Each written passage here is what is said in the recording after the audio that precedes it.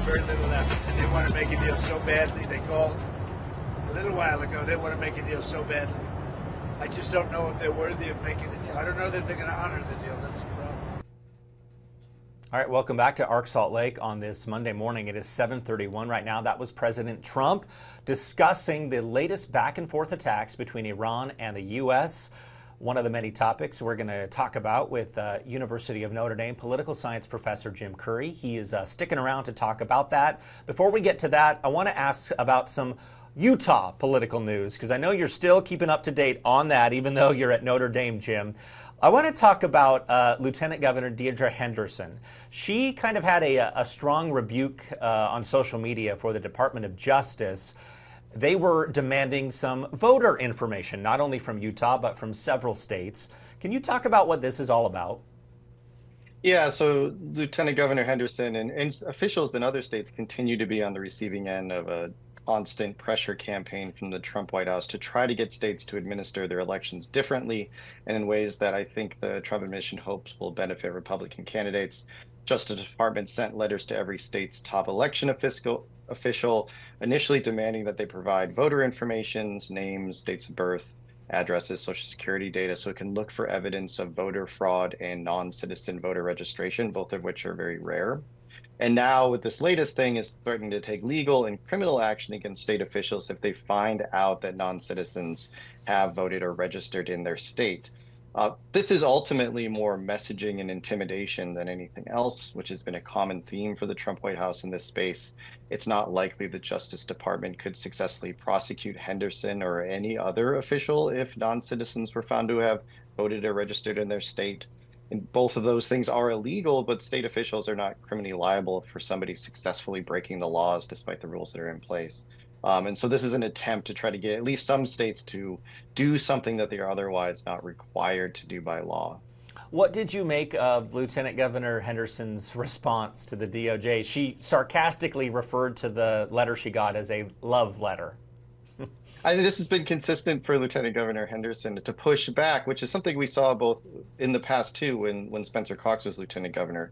Utah, like to its credit, has managed to maintain this level of like independence for its election administration, for its voting laws, which is ultimately good because Utah's elections are run quite well. The people in election administration, election workers who manage it do a good job. So it's good to see the top officials in the state support that work and back those people.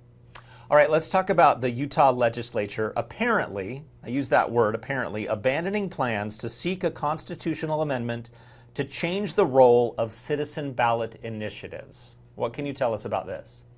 So this is an ongoing controversy essentially over who reigns supreme in making laws in the state of Utah. And it really dates back to a series of ballot initiatives in the 2018 election.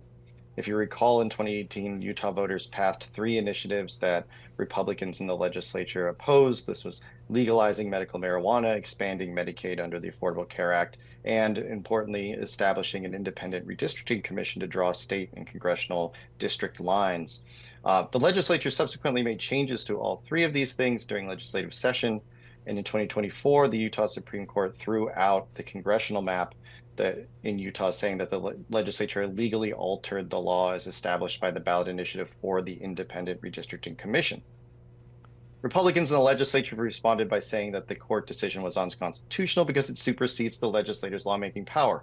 This is essentially a major tension that exists in most states where you have ballot initiatives, where you have on one hand voters' ability to make laws, but also constitutionally the legislature is provided with the supreme legislative and lawmaking power.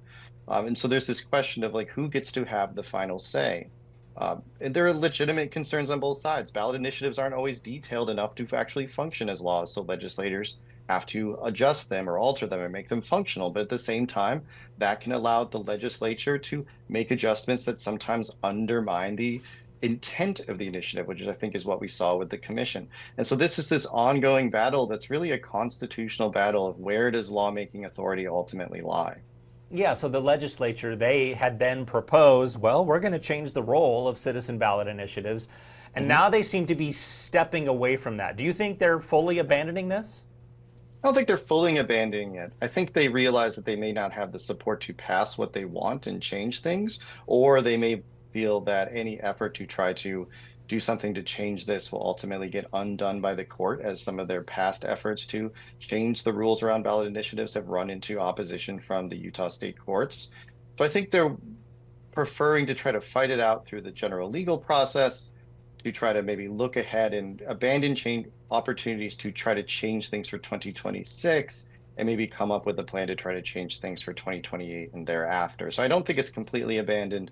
I don't think this battle is going away by any means, but it may be paused for the moment. Something I just thought of, do you think the outcome of the primaries here in Utah, where several entrenched Republicans were beaten, do you think that was a little bit of a message sent to Utah legislators that, oh, we could get pushback even from our own political allies here?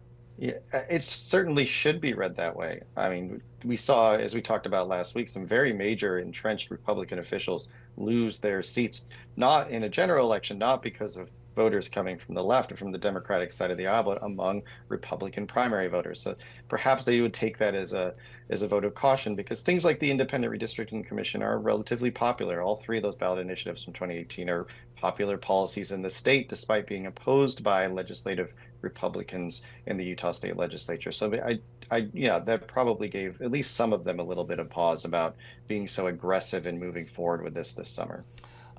We talked about, moving on to some national politics here, we talked about Lindsey Graham before the break. I want to talk about Senator Mitch McConnell, because he's also been in the headlines because of his health. And in fact, over the weekend, he reportedly released a photo of him and his wife, Elaine Chao, in the hospital. And he gave an update as to what he has been going through the past several weeks. Of course, before we saw this photo, there was a lot of speculation across social media, across political journalism, about what was going on with him. What do you make of what that has been like and what we just discovered over the weekend? Yeah, so yeah, as you said, until this weekend, nobody really knew, or nobody in the public anyway, really knew what was going on with Mitch McConnell. We knew he was hospitalized on June 14th, and we hadn't seen him since, so it's been almost a month. And so there was a lot of, concern, rumors flying around that perhaps he was completely unable to function, or maybe not able to dispatch his duties as a senator. Apparently he is fine. He's recovering from an apparent fall, but he's still absent from the Senate. And this has been something of a story generally in Washington this year. We had a member of the House, a Republican member of the House, Thomas Keene Jr., who was absent for months, apparently with a mental health issue. Now we have Senator McConnell, who's been absent for about a month. And so this raises questions about, at what point can you or can you not dispatch your duties? What is your responsibility to your state and to your constituents if you're unable to be available?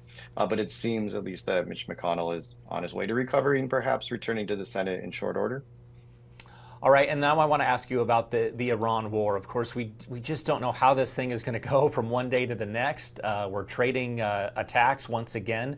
What are the implications of this war on the midterms exactly? So the war is this giant weight pulling down on the Republicans' electoral prospects for 2026. President Trump is unpopular, and his unpopular is weighing down the party's candidates generally. And the war is a major contributor to this situation, because this war in Iran is historically unpopular. Only about 35 or 36% of Americans support the war effort, which might make it the most unpopular military operation in modern U.S. history. In most polls, majorities of Democrats, Republicans, and independents all say they oppose the war. And the problem for Republicans is that President Trump and congressional Republicans have clearly owned the war. Trump clearly initiated it. He said he initiated it. Most Republicans have now voted repeatedly to back it and keep it going in both the House and the Senate over Democratic Party objections. And this is all worsened by the war's contribution to inflation, with prices and affordability spiking as a result of blockades in the Strait of Hormuz, and that being perhaps one of the top issues for voters going into the midterms, what things cost. So the war has clearly affected prices. It's unpopular. The president has acknowledged this.